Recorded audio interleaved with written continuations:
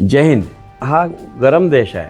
आपलं आयुष्य गरमीने कमी होते, आपली कार्यक्षमता कमी होते, शिक्षण क्षमता कमी होते, आयुष्य कमी होते, थकवा लवकर येतो. सो आपल्याला गरमीचा त्रास झाला नाही ना तर आपण दिवसभर थकणार नाही.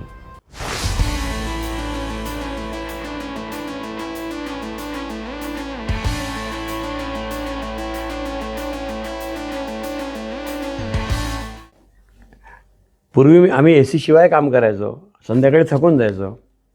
एक दिवस मित्राच्या वर्गामध्ये सकाळी 7 ते संध्याकाळी 7 आम्ही शिकलो काहीतरी, आणि संध्याकाळी 7लाही थकवा नाही आला.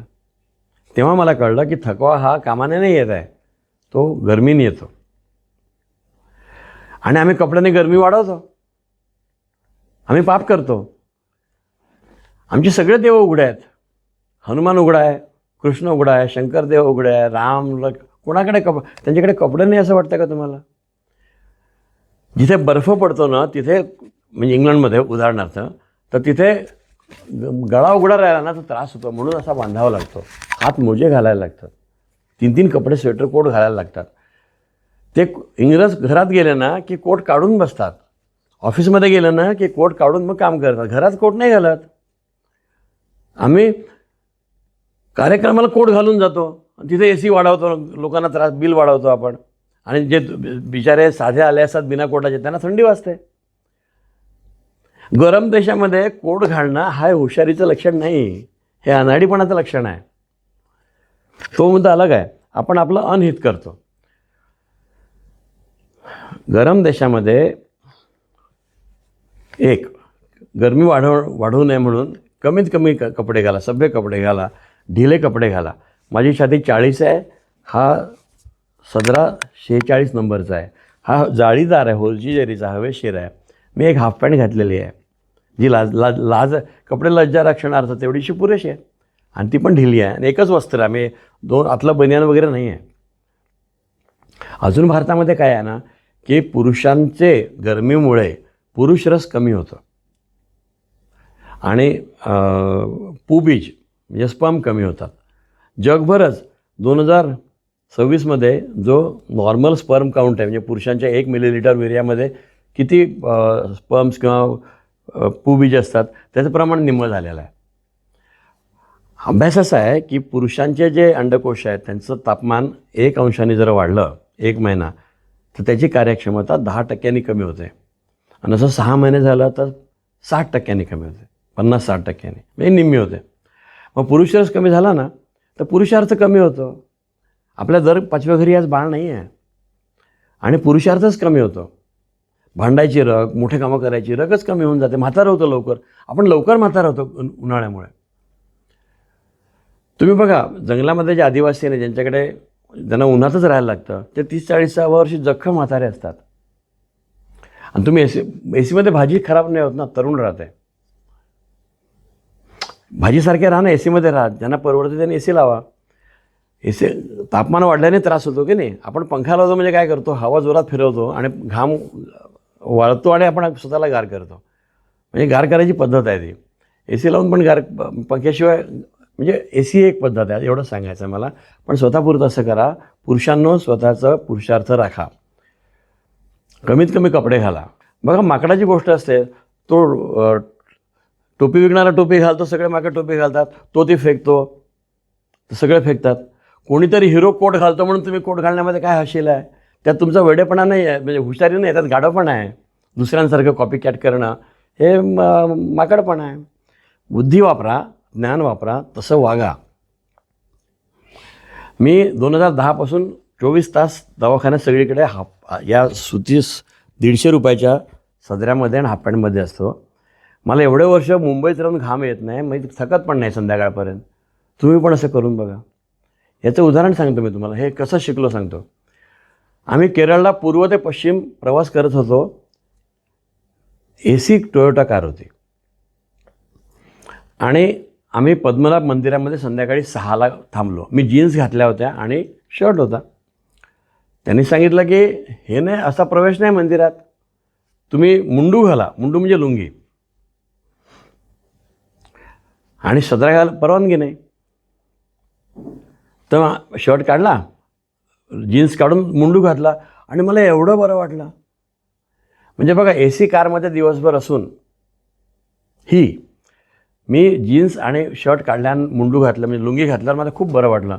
त्या दिवसापासून मी घरी फक्त मुंडूवर असतो आणि हॉस्पिटलमध्ये आणि किंवा बाहेर हाफ पॅन्ट आणि टी शर्टमध्ये असतो आणि मला कधीच घाम आला नाही, मी थकत नाही आणि टणाटण छान आहे. तुम्ही पण असे व्हा की नाही, अशी तुम्हाला सगळ्यांना नम्र विनंती. ज्यांनी घाम येतो ना त्यांनी कार्यक्षमता, आयुष्य, सुख कमी होते. 4 वस्तूंनी घाम येतो, त्याला P4SR म्हणतात. एक म्हणजे उन्हात राहिलं तर तापतो आपण आणि तापापासून शरीराला बरं करायला घाम येतो.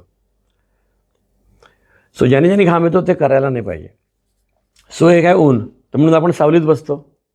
दुसरा दमटपणा, तर मुंबईच्या हवेचा दमटपणा तुम्ही नाही घालवू शकता. ए सी लावला ना की दमटपणा कमी होतो. हे झालं 2. तिसरं, काळे कपडे उन्हात तापतात, रंगीत कपडे, डार्क कपडे उन्हात, गडद कपडे उन्हात तापतात आणि पांढरे कपडे कमी तापतात. मग पांढरे कपडे घाला ना, म्हणजे डोकं वापरा की नाही, दुसऱ्याची नक्कल करू नका. सो पांढरे कपडे घाला. चौथं, हवेशीर कपडे घाला. तुम्ही जर आतले कपडे, मधले कपडे, बाहेरचे कपडे, टाय, कोट, सॉक्स, बेल्ट असं घातलं तर तुम्हाला खूप गरमी होणार. असं घाला तुम्ही. आमच्याकडे काम करणाऱ्या डॉक्टरचं लग्न 18 मेला जळगावला झालं. जळगावचं तापमान 41, 42, 45 होतं. दुपारी 1:30 वाजता त्यांनी तो नवरदेव 3 पीस काळ्या सूटमध्ये होता. त्यांनी टाय घातला होता, फुल असा काळा सूट होता आणि त्याला त्याने 1.5 तास उन्हामध्ये फिरवला. आम्ही AC कारच्या आतमध्ये बंद असून आम्हाला त्रास होत होता. त्याने आल्यावर जी मान टाकली असेल तो ती कधी बायकोसमोर मान वर करून उभा नाही राहणार तो. हे काय भानगड आहे? लग्न कोणाचं, शिक्षा कोणाला? शिक्षा आहे ही. गरमीमध्ये कोट घालणं ही शिक्षा आहे. काळ्या पाण्याची शिक्षा होती ना, ही काळ्या कपड्यांची शिक्षा आहे. का स्वतःला करून घेतात? शहाणे व्हा की नाही, डोकं वापरा की नाही. हुशारी म्हणजे अचूक बरोबर निर्णय. मी मुलांचा डॉक्टर आहे. मी 70 वर्ष अभ्यास करताना नेहमी हुशारीची व्याख्या शोधत होतो आणि ती मला वैद्यकीय पुस्तकात मिळाली नाही. ती मला हितोपदेश पंचतंत्रमध्ये मिळाली.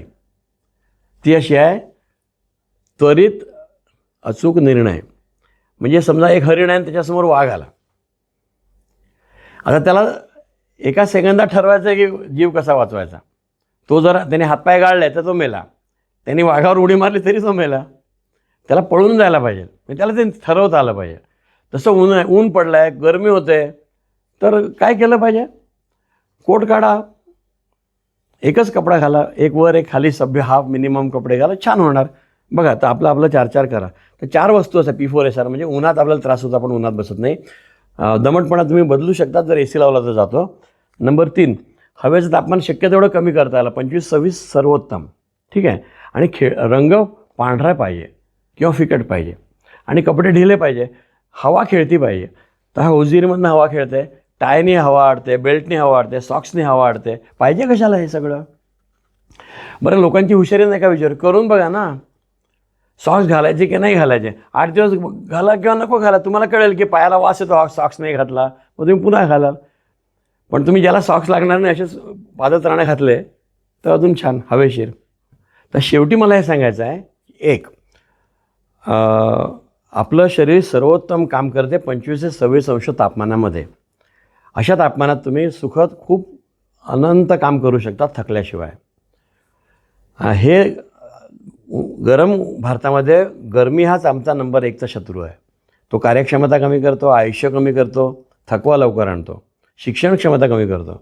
तर मुलांना टाय नकोत, मुलांना कोट नकोत, मुलांना हाफ शर्ट आणि हाफ पॅन्ट आणि याचा चांगला पर्याय हेच वापरायला पाहिजे. माझी एक मुलगी डॉक्टर आहे, दुसरी मुलगी इंजिनियर आहे. या मुली फ्रॉक घालतात गुडघ्यापर्यंतचा, सभ्य कपडे घालतात. आमच्या स्किनच्या डॉक्टर आहेत, चामडीच्या स्पेशालिस्ट आहेत बांद्र्याला, त्या फ्रॉकमध्ये असतात. आमचे दक्षिणेतले जे खासदार आहेत, चिदंबरम आणि सगळे, ते लुंगी घालून जातात विधानसभेत, विधान परिषदेमध्ये, लोकसभेमध्ये, ऑफिसमध्ये. ठीक आहे, त्यात काय चुकीचं आहे? मग आम्ही पैजामा घालून गेलो तर ठीक आहे, त्यात काय चुकीचं आहे? आम्ही सभ्य कपडे घातले पाहिजे. पद्मनाभ मंदिरामध्ये तर तुम्हाला सदरा पण चालत नाही, उघडंच जावं लागतं. तर ठीक आहे, गावाची पद्धत आहे. म्हणजे आम्ही इंग्रजांची गुलामगिरी केल्यामुळे ते आमच्या मनामध्ये अजून आहे. तर त्यातून आपण बाहेर आलं पाहिजे, मनाची गुलामगिरी सोडली पाहिजे. रोममध्ये रोमसारखे कपडे घातले पाहिजे, वाळवंटामध्ये वाळवंटासारखे घातले पाहिजे, बर्फ पडतो तिथे कोट टाय घातला पाहिजे, आणि जिथे ऊन आहे तिथे ढिले सुती कमीत कमी कपडे घातले पाहिजे. उन्हामध्ये जेव्हा तुम्ही जाल, जेव्हा ऊन चामडीवरपर्यंत तुम्हाला त्रास असेल तर तुम्ही लांब धोतर पैजामा आणि लांब बाहेरचा सदरा घाला. पण असं नसेल, घरात असाल, तेव्हा आमच्याकडे सगळे पूर्वी अर्धी चड्डी आणि उघडेच असायचे घरामध्ये माणसं. तर आपण नैसर्गिक राहूया ना, चांगलं राहूया. तुम्हा सर्वांना या गरम भारतामध्ये सुखद 116 वर्षात छान जगता यावं, या शुभेच्छा. धन्यवाद.